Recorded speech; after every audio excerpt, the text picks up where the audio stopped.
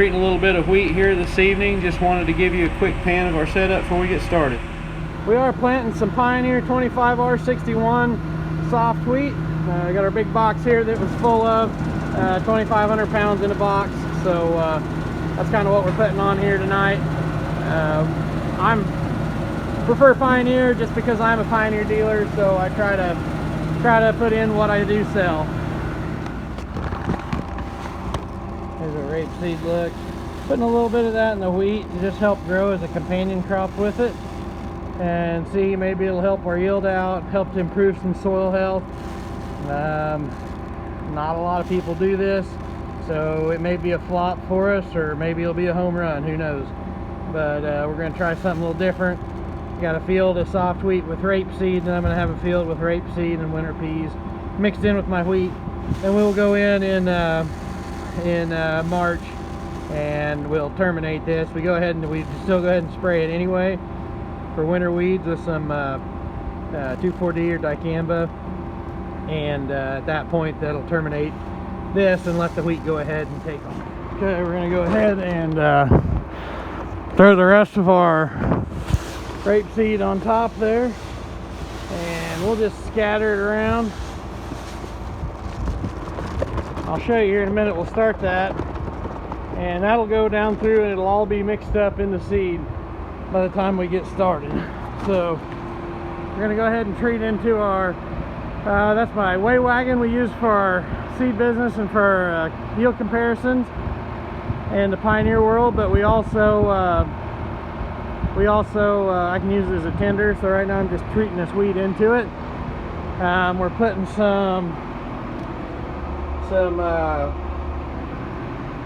just some microbials on this wheat. So we're basically putting some little bugs in there that will help the wheat. Drought stress, working with a company called Indigo. They've been really good to work with, and so we're working with them, and they're gonna supply an agronomist and some marketing services to help us get this wheat to the consumer. Now this soft wheat is kind of neat. It's kind of like we're making donuts today, or pastries. That's what it's used for, little Debbie cakes. Where hard wheats, made more for doughs and breads, but this is a soft wheat. So what we're gonna do, we're gonna get the process started here. First, we're gonna turn our drum on. So I'll hit this button, and you can see our drum starts to spin. I always check around here and make sure that the arrows are going the right way. Now I'm gonna prime to make sure my treatment is coming out. So I'll turn that to prime, and then I can watch here, and there you can see our treatment start to come out, so we know it's there. We'll turn it back to prime, and we'll turn seed wheel on in a minute. So we're going to go ahead and hit start, and that will, you can see the wheat's going down, the rates are starting to mix, and it goes up this auger and drops into there.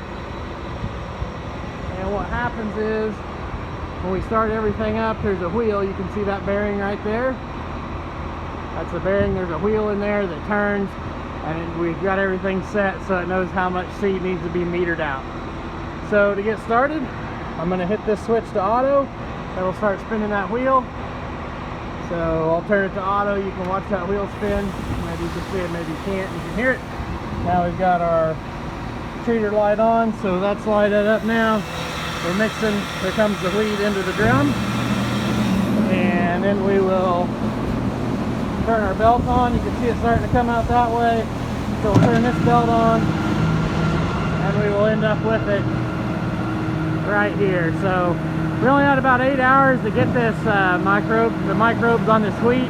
It'll live for about 8 hours mixed in water. Once we get it on the wheat, we've got about 45 days. So we want to make sure get it on while we're before the microbes go bad, and we'll get it in the ground here in the next couple days depending on weather. So here you can see, here comes our wheat. You can see those little black dots. That's our rapeseed that's mixed in. Pretty neat. We only got a pound of that going on an acre, and we're planting about 100 pounds a week. So just a little bit. Who knows what'll happen with it, but we're just experimenting. I always like to try different things, and kind of getting more and more into where, like, making sure that our soil is healthy, and the more microbes we can have in the soil, the more crops we have growing in there, the better off we are. It just makes us a healthier soil. There's millions of living organisms in our soil. It's not dirt, it's soil, and you know, we just want to foster those. So putting more roots in the ground, putting different roots in the ground. One thing I love is you know, God made the prairie, and the prairies have hundreds of different species of grasses and broadleaves, and each grass and broadleaf helps one another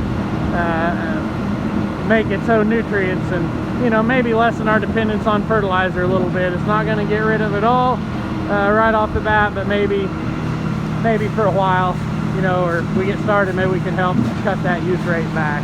So just really cool stuff going on here tonight. It's pretty exciting, always fun to try something new.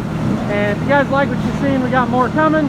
Hit that subscribe button, and we'll be in the field tomorrow, and we'll get some more videos coming. Thank you guys. We get a little extra footage tonight right here. Forgot to show you the inside of the drum as the wheat is mixing, so that's what we got going on. The wheat's already ran out, but it is show you how the mixing process takes place inside that drum.